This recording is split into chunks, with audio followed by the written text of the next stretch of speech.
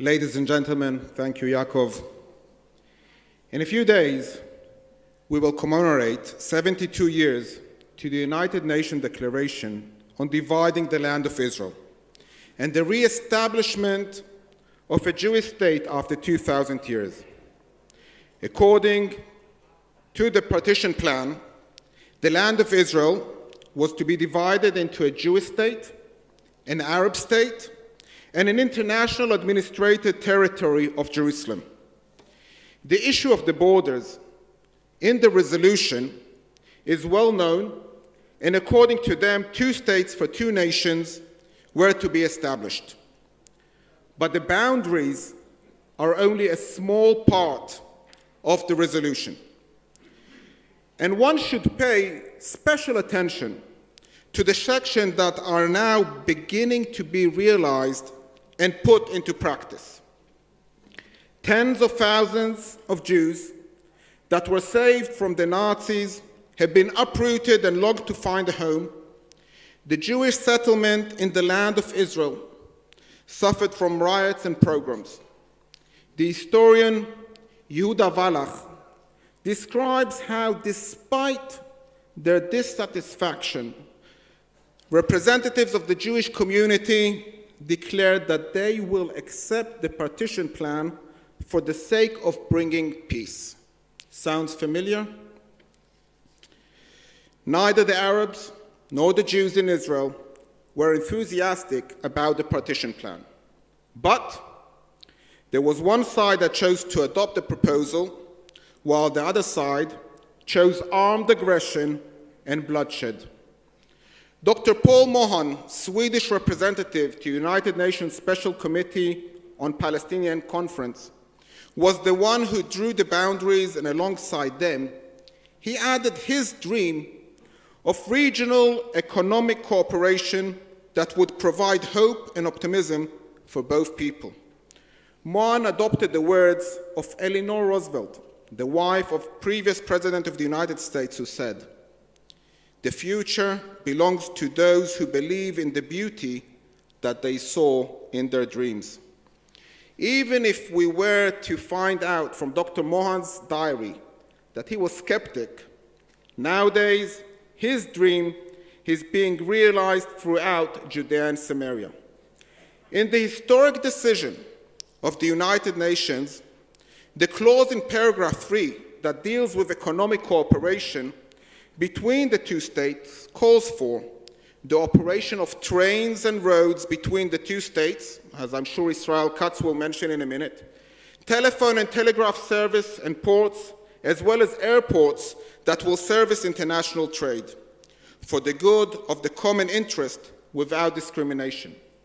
Paragraph 4 calls for joint economic development, especially in the areas of irrigation, farming of the soil, and land preservation. Paragraph 5 deals with infrastructure, water supply, and electricity for the states.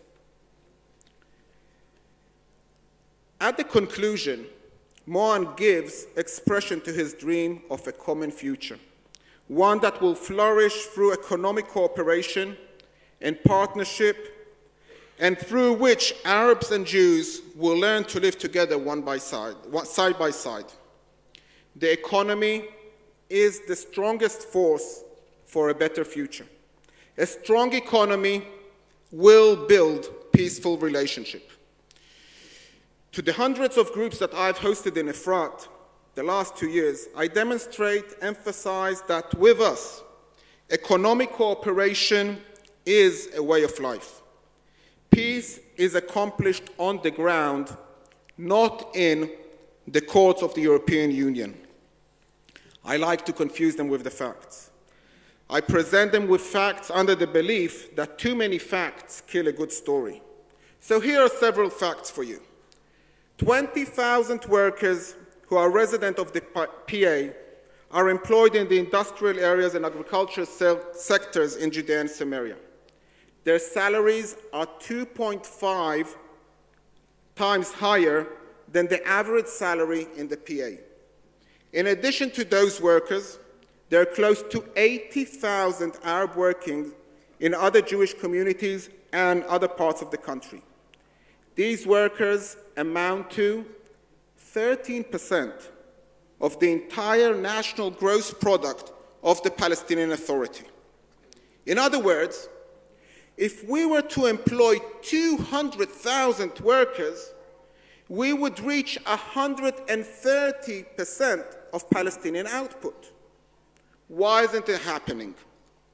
It's clear that if the crops that we grow are labeled and the European Union is closing markets, we are not able to increase the number of workers that we employ. Among the Arabs of Judea and Samaria, there's 20% unemployment. In Gaza, it's even worse, 50%. We can minimize unemployment, but we need open markets, and we need to get rid of the labeling of products. In the State of Israel, the gross domestic product is above $40,000 per capita. In the Palestinian Authority, it stands at a tenth, only $4,000.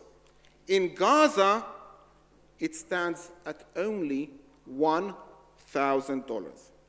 With such gaps, you can begin to see how a strong economy, free of boycott, can benefit greater number of people. The swords forced upon us by the Arabs the morning after the partition plan passed in the United Nations caused us also to take up the sword. When our buses between Petah Tikva and the airport in Lod were being attacked and our residents were being murdered. The attacks then are the same attacks as today. But in the gist of the marking products produced in Judea and Samaria, East Jerusalem, the Jordan Valley, and the Golan. And decisions to boycott the State of Israel are just as harmful as those attacks then. The aftermath of the Six-Day War brought about a growth in settlements activity in Judea and Samaria. And 50 years afterwards, it seems that we can claim in its favor that the dream of Dr. Mohan of an economic peace is being realized through those very settlements. Those that come to Gush Etzion will see a gas station that serves both Jews and Palestinians. Those that visit Barkan Industrial Zone will find Jews and Palestinians working together side by side, operating the same machines, eating in the same dining areas, and celebrating birthday together. Thus, breaking down walls of fear and building bridges of hope. Tens of thousands of Palestinians enter Israel every day and make a living that can support their families in dignity. Dozens of Jews and Palestinians work together in the Rami Levy supermarket at the Gush Etzion Junction, and hundreds of thousands, maybe, in joint industrial zones throughout Judea and Samaria. The residents of the Jewish city of Beitar, Eilit, purchased the wood to build their sukkah in no other place by the neighboring village of Husan. One can actually conclude that we who live in Judea and Samaria are, in effect, realizing the spirit of the 1947 resolution. We are the ones that are sharing infrastructure with the Palestinians. We are the ones that host them in our homes, in our sukkah, and they host us when they celebrate their festivals. Those that desire peace should not be afraid to utter the words Judea and Samaria, but instead join the new spirit that is evident among the vast majority of residents, Jews and Arabs alike. President Trump's recent declaration stating that the settlements in Judea and Samaria do not violate international law is in reflection of this new spirit and the realization that the story that has been accepted up until now needed to be changed as a result of willingness to accept the facts. I salute President Trump on his courage, as well as Secretary Pompeo, and want to express my deep appreciation to Ambassador David Friedman, who played a critical role in this historic declaration. During Prime Minister Netanyahu's visit this week to Gush Etzion, he expressed his appreciation to Trump's administration for courage and historic injustice in lining up with the truth of justice. The Prime Minister said how moved he is that we are here in Gush Etzion, a place from which we were expelled during the War of Independence. I'm sure if he was here today, he would tell you that this building that we are sitting in was the front line of the snipers up until 1967. The Prime Minister also gave his approval on Tuesday to advance a bill that would apply Israeli sovereignty to the Jordan Valley. I invite the audience to visit the table where dates from the Jordan Valley are being displayed, as well as other products from Judea and Samaria. These very dates, the main crop of the Jordan Valley, with more date trees than any other place in Israel, are produced and marketed through cooperation in the working places between Jews and Arabs, and another example of how peace can be achieved. 72 years have passed, and more than 50 years since the Jews came back and settled Judea and Samaria and this hotel. The dream of economic cooperation is being realized in Itamar, in Efrat, and throughout Judea and Samaria. The dream of Dr. Mohan can still come true, and it's up to us, but not just us. A clear call should come out from here today, that whoever supports the labeling of products manufactured in Judea and Samaria and endorses the BDS movement is in fact anti-Semitic. Preventing the possibility of peace and continuing the aggressiveness of the Arabs who opposed the 1947 resolution and every other peace initiative.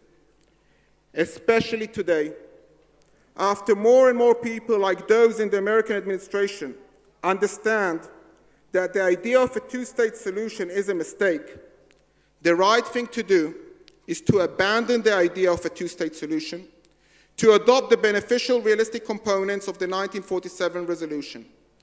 I call upon the European countries, those that support the BDS, don't be afraid to make Dr. Mohan's dream a reality.